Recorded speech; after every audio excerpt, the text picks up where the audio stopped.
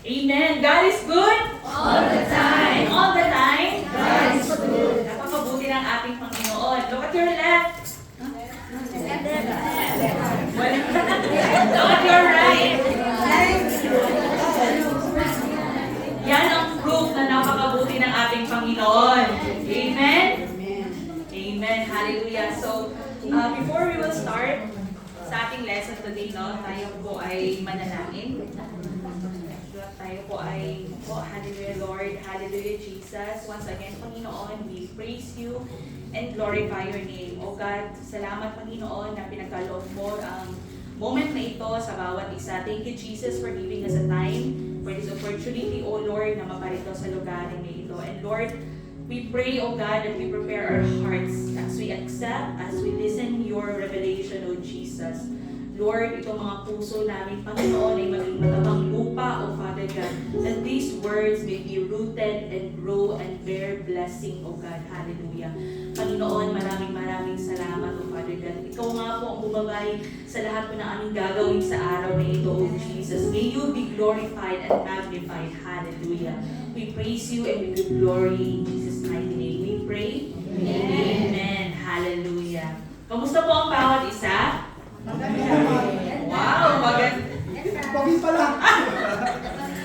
Amen, no? Napakabuti, no? That's why, sabi nga ni Sister Claire kanina, maganda at pogi, no? We are stress-free. Amen? Amen. Amen. Dahil andyan yung mabuti natin na ating Panginoon. Hallelujah. So, on this month, no, we are in the 4th week of May. So, kung alalahanin natin lahat ng ating mga lessons. So, in this month, it focuses on living out our core values. Amen. Sino yung sumagot? Amen. So, it focuses daw kung paano daw natin may isabuhay ang mga core values. So, ano nga daw po yung meaning ng values or ano ba itong para maintindihan natin yung values. So, in Tagalog daw, sabi doon, ang value ay kahalagahan. Correct ba ako? Amen. So, sabi nga doon, ang value doon ay yung mga ating mga pinapahalagahan sa ating buhay na minsan is nagda-direct ng ating mga desisyon sa ating buhay. Amen? So, in English, it is the word. It is the word. It is the significance of something based on God's standards. Yan yung sinusundan natin bilang Kristiyano, ha? Kasi bagong buhay na tayo. Amen? Amen. Hindi na natin sinusundan yung mga value natin na kinalakihan natin before. But now, we are following the value which is from God's standard. So, ano nga daw po yung mga kahalagahan or mga pinapahalagahan natin bilang isang Kristiyano? Ano po ba yon? Marami, no? Kasi hindi tayo makasagot. Amen. So, balikan po natin yung mga nakaraang lesson. Kasi yun po yung mga core values na dapat pinapahalagahan po natin sa ating buhay. So, ano yung first lesson ng May? Intimacy with God. Intimacy with God. So, pagiging malapit sa ating Panginoon. No? Isa yun sa mga value na dapat natin gampanan sa ating buhay. Amen. And second lesson. Amen. Ano nga yung meaning ng tenacious? Sabi doon, in Tagalog, sinerch ko to, matyaga na pananampalataya. Amen. Meron po kayong katyagaan? Amen. Yun nga po, no? Matyaga na pananampalataya. And last week, ano yung lesson natin? A new way in God's family. Or yung may bagong buhay na tayo kasama ang ating pamilya na binigay ng ating Panginoon. Amen. So yun yung mga values na dapat pinapahalagahan natin. Amen. So ano yung first? Intimacy with God. Second, tenacious faith. And third, a new life in God's family. Amen. So to relate this in our daily lives, this should be value as a Christian. Ito daw po yung mga dapat na pinapahalagahan natin. And today, we will discuss the last part of the core values which God had also valued, which is having... Ay, ako nga pala. Sorry. having passion. Amen. So may passion po ba tayo? Amen. Personally, ano yung mga passion natin? Yung mga ginagawa natin na out of heart's content. Yung mga bagay na kahit yung bang nanggaling talaga sa puso kasi gusto natin, kasi love natin na gawin. Ano yung mga bagay na yun? Kahit yung mga simple na lang natin na ginagawa, ano bang mga bagay na ginagawa natin na gusto natin? Wow! Maglinis! Sino pa? Mads? Magluto! Napakasipag naman ng mga tao na to. Gusto ko lang kumain! Gusto ko lang kumain. Sino pa? Ano ba mga passion natin? Wala bang nag-drawing? Wala bang mga player? Reading? Wow! Reading ka?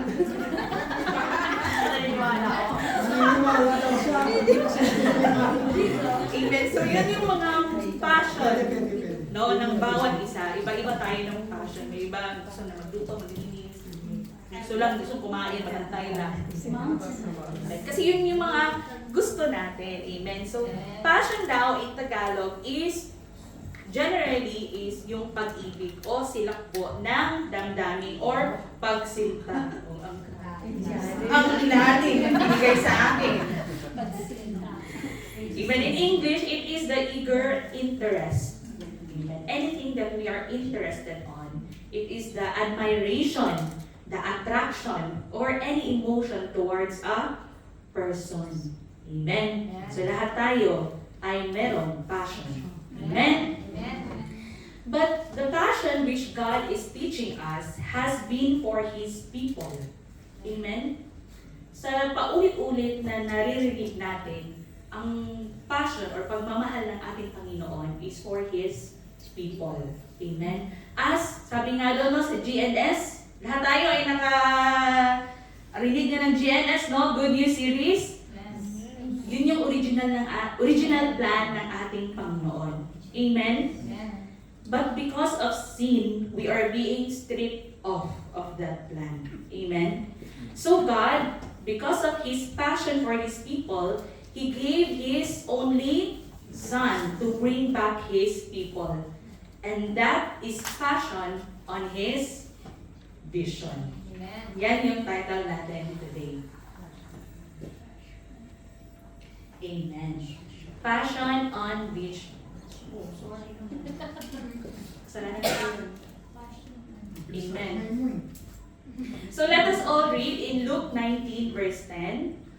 For the Son of Man came to seek and save those who are lost. Amen. Yun yung passion at vision ng ating Panginoon. To bring back His people. So God has a vision. Ano daw yung vision?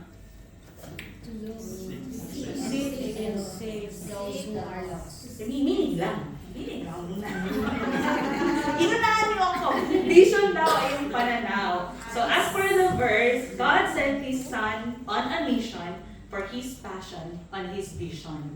So sa verse na ito, andito yung mission, vision, and passion ng ating Panginoon. Sige nga, tukuyin natin kung saan yun. Ano yung mission ng ating Panginoon? Asan dyan? Save who are lost. Save. Mission. Anong mission? Asan yung mission? Alalahanin niyo ha, may mission, may vision, may passion dyan sa verse na yan. So, asaan? Save. Okay? Asan yung vision? Sige nga. O sige, asan yung vision? Kung yun yung mission niyo, asan yung vision? Save who are lost. Sige pa, asan yung vision niyo? O, asan yung passion dyan? Diba? Nalito na kayo. Amen. Sayang, may activities na ako.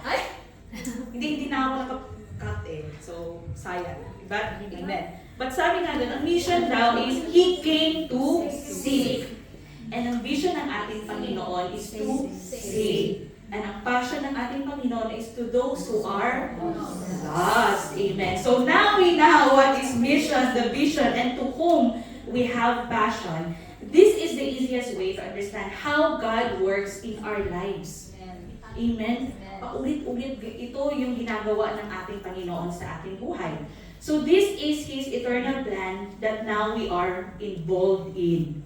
So involved ba kayo? Amen. Involved? Amen. Amen. Hindi lang na-attend involved. Amen.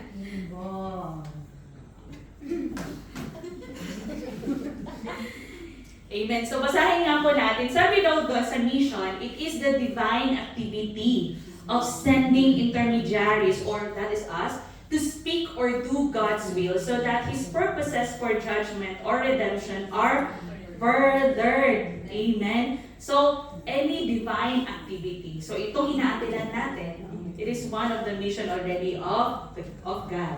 And sabi nga dun sa Passion, let us all read, the internal fire that motivates us and energizes us to fulfill our purpose and do God's will. Amen. So, yung mission may laman dapat, which is the passion. And lastly, let us all read, vision, a supernatural divine revelation from God. Amen. So, the objective daw po ng mission, passion, and vision of Jesus is to save the lost. Yun yung objective, no? Yun yung priority. So, He came to seek us. Amen. Natagpuan ba tayo ng ating Panginoon? Amen. Amen? Baka ibang nakatagpo sa inyo. Saan ba kayo natagpuan? Amen, no? Lahat tayo may experiences ng ating Panginoon kung saan tayo when He came to seek us. But yun yung pinaka-importante. God seek us.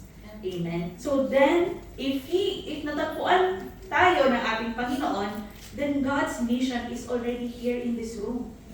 Amen? Do we believe in that? Amen. Kumikilos na ang mission ng ating Panginoon dahil ang kaliwat kanan nyo, tingnan nyo, that is part of God's mission. Amen? So when you receive Him as Christ and your Savior, you are already part of the mission.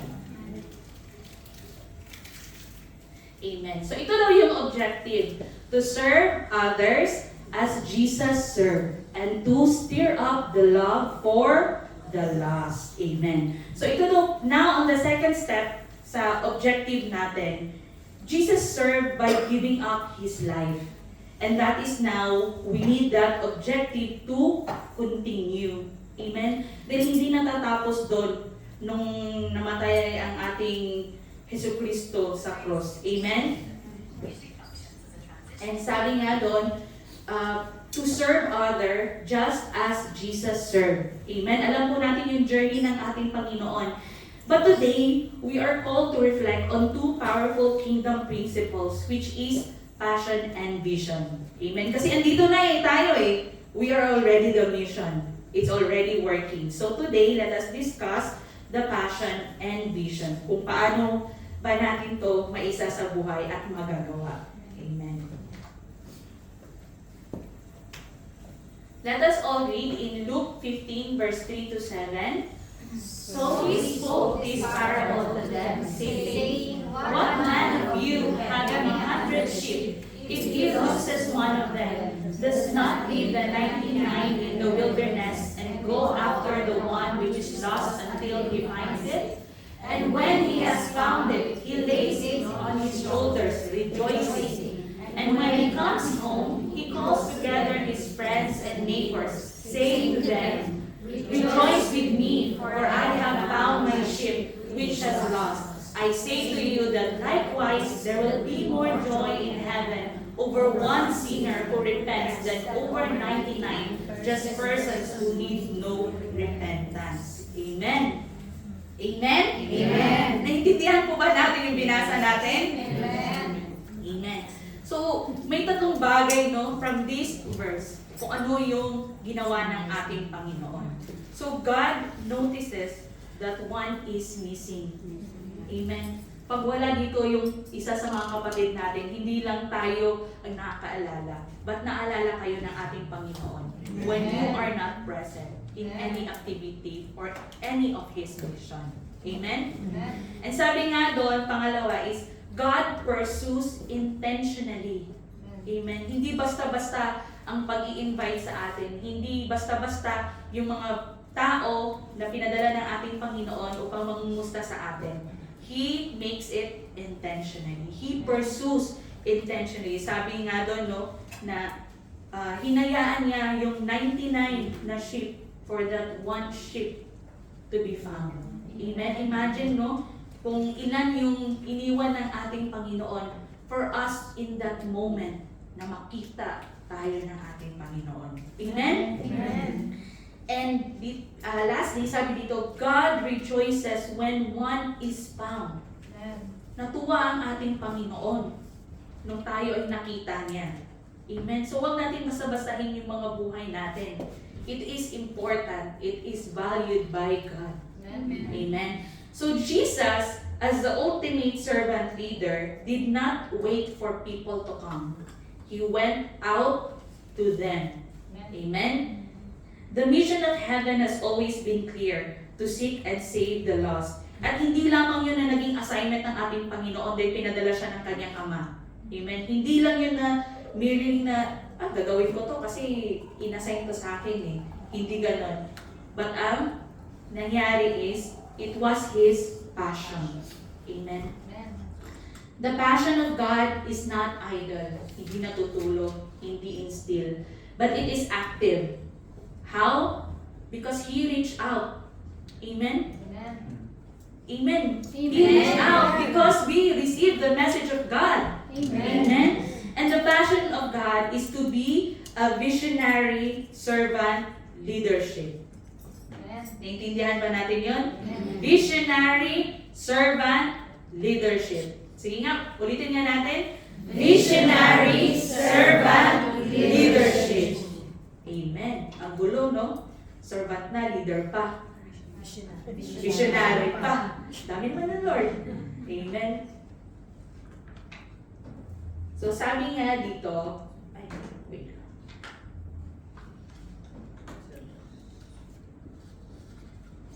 Amen. So biblically, leadership is defined as servanthood. Yun talaga yung definition ng pagiging leader. To serve. Amen? Is to serve. But, tingnan natin yung influence outside. Number one, yung ating gobyerno. Amen? Parang baliktad. Sila yung nagsiserve. Sabi, ika nga nila, no, every time na may election, magbibigay sila ng serbisyong totoo. Siguro naman, di naman ganun nangyari. Kahit sino. Ha? Kahit sino sa gobyerno, wala na. Gusto lang puno. Amen. So yun yung in comparison kung ano yung definition ng leadership sa bahay-sambahan ng ating Panginoon. But truly, yung sinasabing leader, they are the ones who is serving. Amen? At yun yung ginagawa natin dito. Amen? So, ang puso ng ating Panginoon is a visionary servant leadership. So, basahin nga po natin sa Mark 10:45.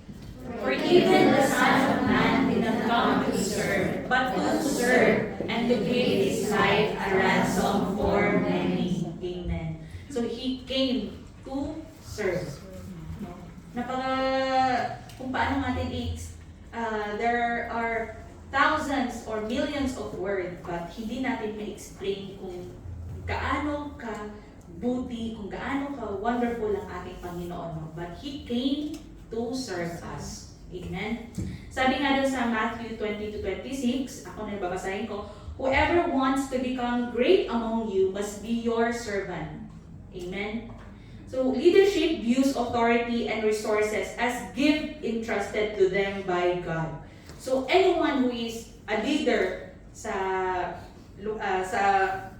church na to, no, yun yung pananaw ng bawat isa, na yung authority at yung resources na pinagkaloob ng ating Panginoon ay in-entrust sa atin ng ating Panginoon, and we are accountable sa ating Panginoon how to manage those blessings. Amen. Amen? Amen. Amen. Hallelujah. So excited po ba tayo maging leader? Amen. Excited po ba? Amen. Amen. God is good. So, let us all read in Matthew 9:36.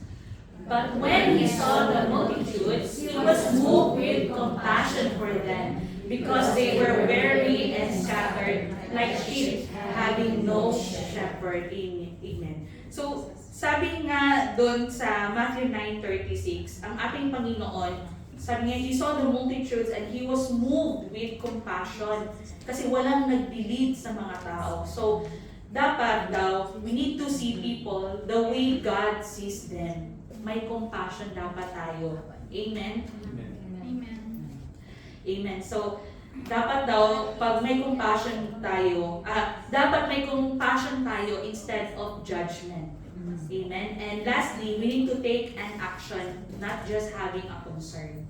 Diba, minsan may naririnig lang tayo na may mga problema si kapatid. No? So, yun yung mga ano natin na instead of judging them, we need to have compassion. And let us pray for them. No? And prayer, it is an action. Amen? Amen. See, passion is not passive. Hindi lamang na parang nire-receive lang natin siya. Amen? It should move us. Hindi lang na dahil binigay to ni pastor, tinalaga ka ni pastor sa mga gawain na yan. Amen? So it should move us when we are leading people. It compels us to pray, to reach out, to serve, and to love beyond our comfort. So leadership is not just only leading people. Amen? Ito yung mga characteristic or mga ginagampanan ng isang leader. To pray, to reach out, to serve, and to love beyond our comfort. And are we ready to give that? Amen. Ha? Amen. Amen. Beyond our comfort. So dapat, when we love our brothers and sisters, kung tayo ay tinatanong kung mahal ba natin sila, dapat yung answer daw natin is, oh, you have no idea. Oh, kung alam mo lang. Sige nga, tanongin nga natin, tingnan natin kung anong sagot. Mahal mo ba ako? Sige nga. Ano ang sagot? Akala mo lang? Balik lang yun. Dapat ganun daw yung maging reaction natin. Kasi yun yung nanggagaling sa puso natin. Kung alam mo lang kung gaano kita kamahal, kapatid. Hindi mo naniniwala na mahal kita. With the love of our Lord, we can love others. Amen. With the love of our Lord alone. So this is how we should serve. This is how we need to carry out His mission. To have passion, to pursue His vision. Amen? Na hindi lamang tayo ay nagsisimba dito regularly. Sige, completing attendance mo, check. But if you don't have love on His people, we're just wasting our time. Amen? Amen. So we need to love. We need to love what we are doing. Amen. Do you love what you are doing? Amen. Amen. Hallelujah. So, question. Ano daw ba ang vision ng ating Panginoon? Ulit? Di ba? Tinanong ko na ito ulit. Anong vision? What is the vision of God? To save those who are lost. Amen. So, now to carry out this mission, there are some values that this leader should have. So, ito na. Amen. A visionary servant leader should see what others cannot see. Amen. May nakikita ba kayo na hindi ko nakikita? Huwag ganon. Amen. Ang sinasabi dito is we should have the same vision which God have. Amen. Dapat i-relate natin palagi kung ano yung kagustuhan ng ating Panginoon. That's why we always seek what is His will para masundan natin. Amen? So kung may nakikita kayo na hindi nakikita ng iba, baka iba yan. Amen? Dapat yung standard daw natin is God's standard. And pangalawa, they should lead people toward God's purpose. Amen? Baka naman i-invite mo si kapatid tapos dinala mo kung saan. Saan mo dinala? Saan niyo dinala? sa purpose ng ating Panginoon. So this leader should lead people toward the purpose, which is to be saved. Amen? And lastly, they should serve with humility and sacrifice. Amen. So it really takes a lot to be a leader. So this leader must carry out this mission with humility, yung pagkukumbaba, and with sacrifice. It will take a lot, no, from a leader. But sa likod ng pagiging leader, andun yung malaking Panginoon. Amen? Tingnan mo yung mga leader dito. Malulusog, mayayaman, malalakas. Amen? Dahil andyan yung back-up nila, ang ating Panginoon. Only God is the resource of our leaders. Amen? And vision is not about personal ambition. Yun yung alalahanin ng bawat isa. Yung pagiging leader is not about our ambition. Amen? May nag-ambition ba dito? Maging leader? Wala kayong makukuha ng pera dito. Amen. But, yun nga no, kidding aside, it is always about kingdom impact. Amen. Kung ano yung pwede natin maibigay for the kingdom to para mag-prosper pa, to advance. Amen? Amen. Sometimes when we are being asked, or pag tayo ay tinawag dito, binigyan ng certificate para maging leader, we ask ourselves, matatanong mo sa sarili mo na, what I've got to take to be a leader? Parang hindi naman pwede nagampanan ko yon. But, yun nga no, the leader saw something in you. Amen? Amen? So lahat ng mga nakatayo dito, may nakita sa inyo yung leader na nagtalaga sa inyo. Hindi basta-basta yon. Amen? Amen. Amen.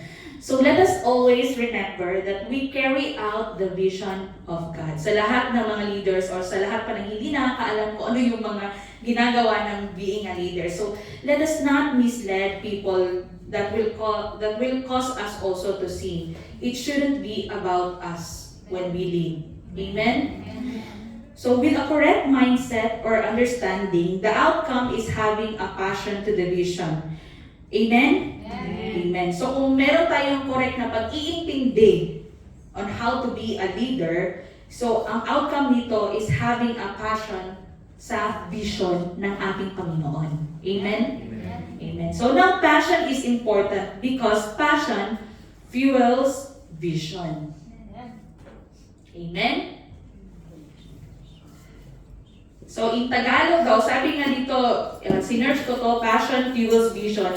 Ang puso ang nagbibigay buhay ng pangarap o ng ating pinapahalagahan. Amen? So sabi nga doon, you cannot lead effectively without loving deeply. Amen? Let us take time to ponder on that. We cannot lead effectively without loving them deeply. Amen. Kasi may mga tao na hindi ka mahal-mahal, but you are called to serve. You are called to lead. Amen.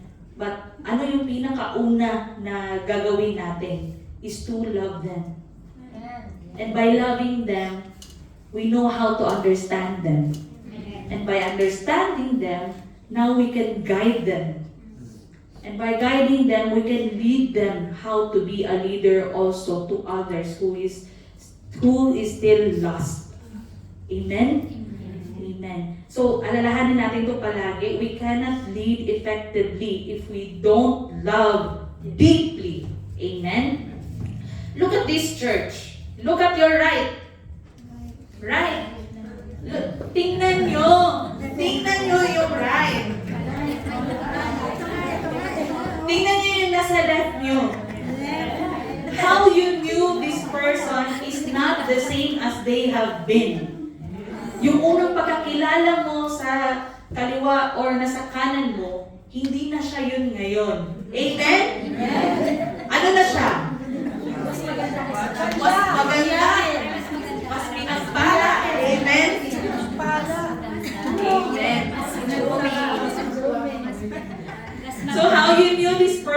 not the same as they have been. Glory to God. Because the leaders of this church is effective. Amen. Naniniwala po ba tayo doon? Ang leader ng church na ito is effective? Amen. Because they love deeply. And the proofs are here. Amen? Yung mga mata, yung mga ngiti na nakikita nyo, yan yung proof na effective ay yung leadership na tinalaga ng ating Panginoon sa bahay-sambahan na ito. Amen. So, may points din po dito na when you know the leaders are effective. So, sabi nga ng pinakauna, the lives are transformed. Amen? So, iba na nga yung pagkakilala natin sa kanila, di ba? Yung una, pag-invite pa lang natin, invite natin sila, sabay-sabay kayo nagiinuman. But ngayon, nag-i-enjoy na kayo sa presensya ng ating Panginoon. So, isa lang yun sa transformation na ibibigay ng ating Panginoon. So, we are transformed by hearing the Word of God. Hindi si kapatid ang magpapatransform sa inyo. Amen? Ang ating Panginoon lamang. How? Well, change is inevitable by an unstoppable God. Amen? Sabi nga doon sa kanta kanina, unchangeable, unshakable, and unstoppable God. Hindi lamang na pag tayo ay nakaupo dyan, hanggang dyan na lang tayo. We have an unchangeable, unstoppable God who will make our world steer, no? Mababago yung buhay natin. Are you excited na baguhin ng ating Panginoon ang ating buhay? Yes. Amen. We should be excited dahil napakabuti ng ating Panginoon. And pangalawa, sabi nga dito, communities are changed. Sabi nga doon, no, sa last topic natin last week, and now we are in a new family. Our community that surround us are changed also. Amen. Natuwa po ba tayo sa natagpuan natin na bagong pamilya? Amen. Amen. And lastly, sabi nga dito, the kingdom advances. And then the kingdom advances because those just listened before are now standing and leading. Amen. So meaning, yung leader, hindi lamang siya na forever siya ang mag-lead, but he will lead people to be a leader as well. Amen. I myself is a product of this leadership of this church. Amen. I am a product of how this leadership carried the vision of God. And along with the other leaders of this church, has their own fair shares of testimony of how did we get our feet standing here. Amen. Produkto ako ng leadership ng sambahan na ito. Amen. So, may question ba ako? May question ako. Are we good? Maayos ba ang paglilid? Maayos po ba? Amen. Pag hindi nag-convince ba? Are we good? Amen. I will boldly ask you this. Amen. Because God is good. We are only good because God is good. Alalahanin natin na siya yung backup natin sa lahat ng mga ginagawa ng leader nito, ang nasa likuran nila ay ang ating Panginoon. Amen? So yung journey ng pagiging leader is not easy. But God has been faithful from then until now. And the same God who we believe in is the same God that we are testifying to you. Amen? Be excited and explore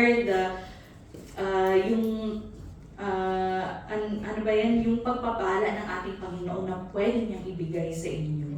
Amen? So now, sa patapos na tayo, we have a warning or reminder in leading people into the vision ng ating Panginoon. So sabi nga dito, let us all read. Have vision without passion, you will not be If you have passion without vision, you will not be effective. Amen. Naintindihan po natin to. That's why these two principles are connected. Because we are all perfectly imperfect as an individual, and imagine from different culture, we have different values, we have different principles, but we are fated together to be here as one community. Some say yes, some will say no, and some are torn in between in the middle. But we are not leading people here to do things blindly or just to follow kung anong sinabi ni pastor or kung ano yung uso ngayon. We lead people because we love God and we love what He loves. Amen? So alalahanin natin, no, if you have a vision, if you only have a vision without passion, nagiging controlling tayo. And if we only have passion na walang vision, we became ineffective. Amen? So, alalahanin natin na we lead people because we love God and we love what He loves. Amen. So, on the following slide, I ask everybody to confidently answer the question wholeheartedly. May tatlong tanong po to. Who will go? Who will care? Who will lead with God's heart? Sino? Sige, can we answer it? Who will go? Who will go? Me. Who will care? Me. Who will lead with God's heart? Me. Amen. So the answer is me, you, and us. No one is exempted in this room. No one. Lahat tayo. Bago pa man o matagal na. Lahat tayo. Amen. All of us are being found by God to impart on His vision. Amen. You are here for a greater purpose. Not just to fill in the seats or not just to eat, sleep, and repeat. The Lord is not mistaken to bring you here. It is not a mistake that we listen of what He has to say today. This is His will for you. Ito yung will ng Panginoon sa atin. We are all found by God and called to lead, to serve His people. We are called here. Amen? Amen? Amen. Lahat tayo tinawa ng ating Panginoon, ha? Amen. Ang Panginoon ang ating narinig? Amen. Amen. Hallelujah. Napakabuti ng ating Panginoon na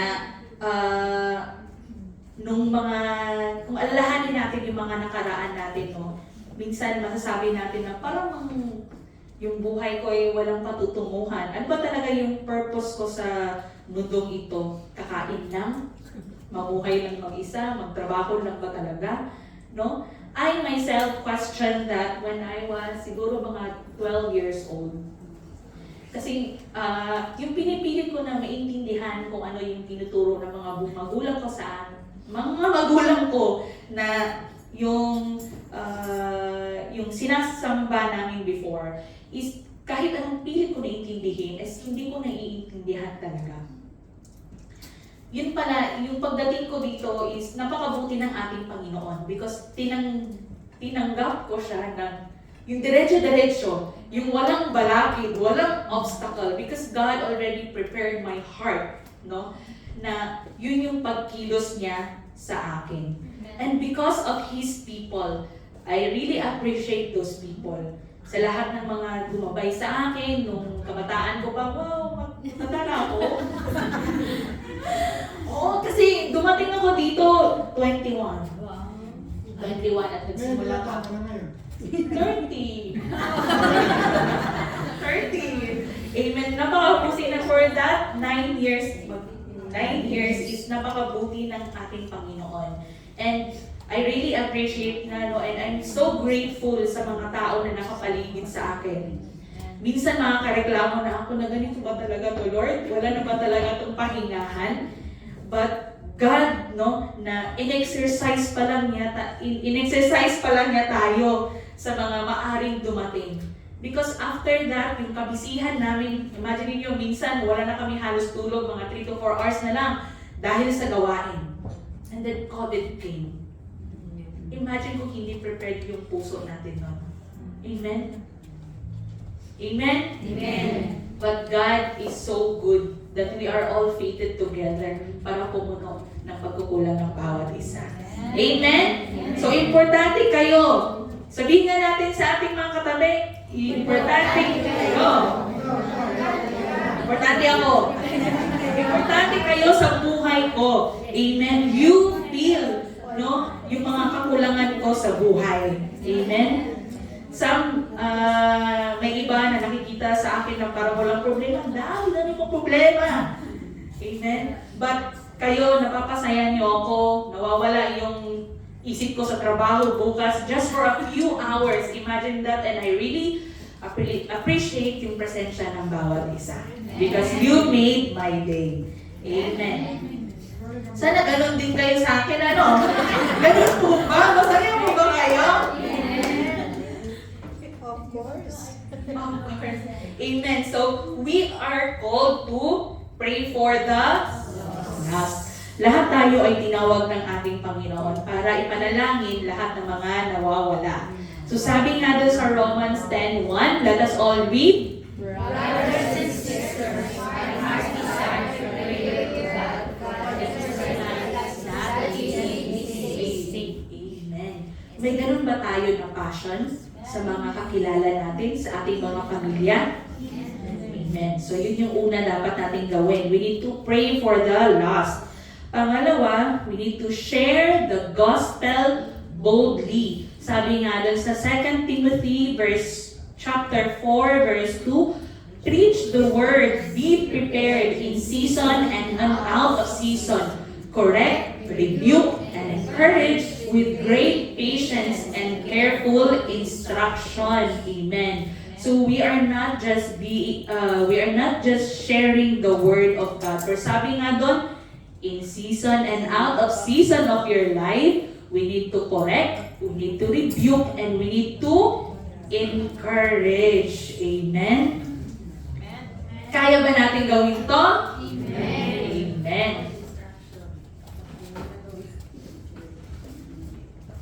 And sabi nga dito, pangatlo, we need to serve with humility.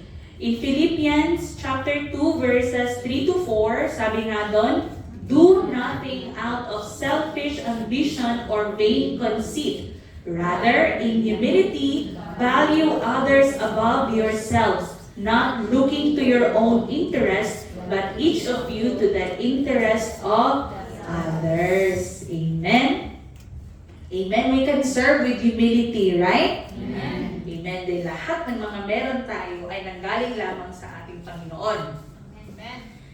Amen. And lastly, we need to live with vision and purpose. Sabi nga dun sa Ephesians 2:10, for we are God's handiwork, created in Christ Jesus to do good works, which God prepared in advance for us to do. Amen. So kahit pa siguro na andun pa tayo sa sinapupunan ng ating mga nanay, plinano na to ng ating Panginoon that we are here to lead others. Amen? So hindi mistake, hindi accident na andito ka kapatid. Amen? Because we are called by God. And to conclude this day, I'll give you last 3 things to live by, 3 things to choose every day. Amen? 3 bagay na piliin natin kahit ano man yung mga problema, ano man ang pagsubok sa ating umaga pa lang may pagsubok na, we need to choose this every day. Let us be the people who carry the heart of Jesus. Amen? So let us be active in living His radical, sabi nga doon, likas na pag-ibig ng ating Panginoon. Having compassion and having humility in our daily lives. Napakahirap nito, no? Kasi minsan, pagising pa lang natin, sinusubok na tayo ng problema, sinusubok na tayo ng kalaban. But let us always choose to carry the heart of Jesus. Amen? And secondly, sabi nga dito, let us be the people who walk in servant leadership. Sabi nga dito, let us prioritize or let us make time of the growth and the well-being of our brothers and sisters. Amen? Paano? Amen? Kaya nga meron tayong mga Bible studies. Amen? Let us make time, no, na hindi lamang tayo ang mag-grow spiritually, but yung mga baguhan. Amen? And sabi nga, instead na we are wielding traditional authority, let us walk as an example. Let us remove the obstacles and let us empower others to reach their full potential. Maging instrument tayo sa bawat isa na sila ay lumago. Amen? Amen? Because all of us have potential. But sometimes yung may mga insecurities tayo kaya hindi natin napapakita. But God sees that. Alam ng Panginoon na kaya mo. At nire-reveal niya to sa ating mga leader. So, each of the leader, no, or sa lahat ng mga tao dito, is dapat i-motivate natin ang bawat isa of their full potential. Na, hindi full potential na sumayaw, full potential nila on how to impart on the mission ng ating Panginoon. Amen? And lastly, we need to be the people who burn with passion for the lost. So let us be deep, or let us be driven by our spiritual calling to share the gospel and bring others to faith. Amen. So we need to choose this every day. Alalahanin natin to kahit pa minsan sa umaga pa lang may nag-aaway na sa bus. Hindi ka makakapag-concentrate kahit naka-headset ka na lahat-lahat. Ano ba naman to, Lord? No? So we need na instead na manguna ka sa kaguluhan. We need to choose this, no? Choose these 3 things. Choose this to live by every day. And tingnan natin kung paano kumilos ang ating Panginoon sa ating buhay. Amen? So this is God's passion. This is His vision. It is time to pass on what has been given to us so that the way God is moving in our lives will be experienced by others as well.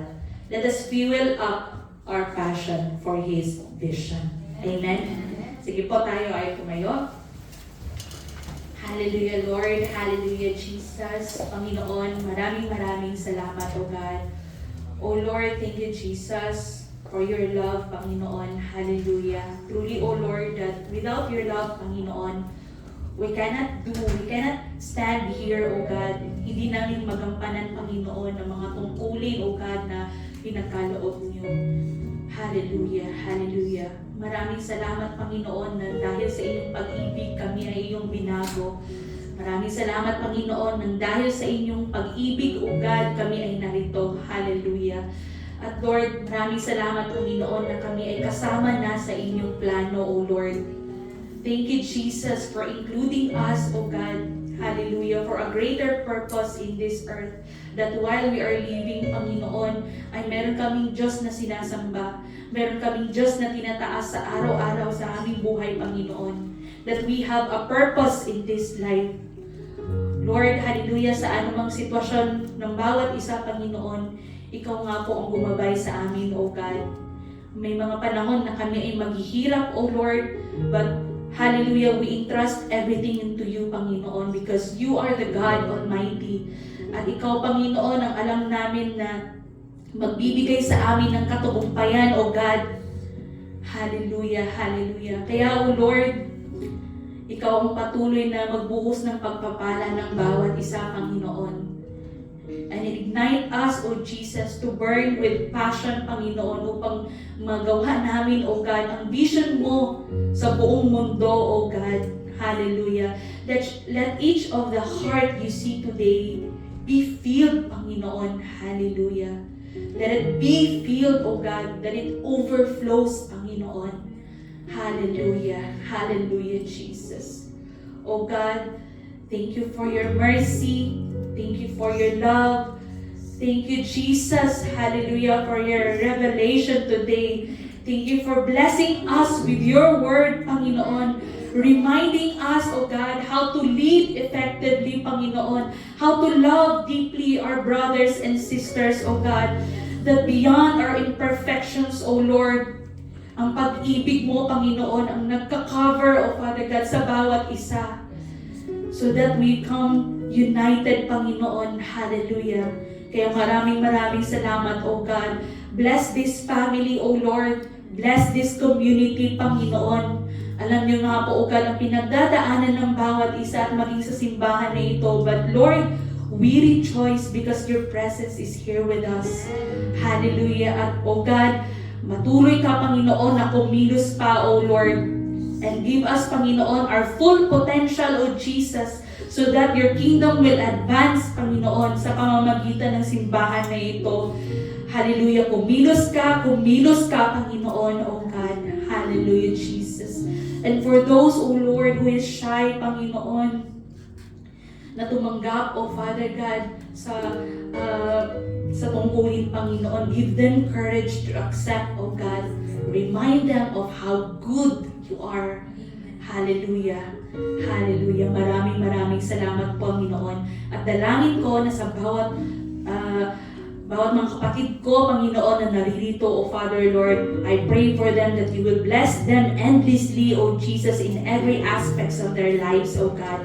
Financially, spiritually, physically, emotionally, Panginoon, pagpalain niyo sila, O God, ng lubos-lubos, O Father God, sa kanilang buhay, na makita ng mga nakapaligid sa kanila, O Lord, kung gaano kakabuti na Diyos, na hindi basta-basta na Diyos ang pinaglilingkuran namin, Panginoon. Hallelujah. Maraming salamat, O God. O Lord, thank you, Jesus. Thank you once again, O God. Hallelujah. Truly, you are good. You are good. You are good. Hallelujah. We give you praise. We give you glory. In Jesus' mighty name we pray. Amen.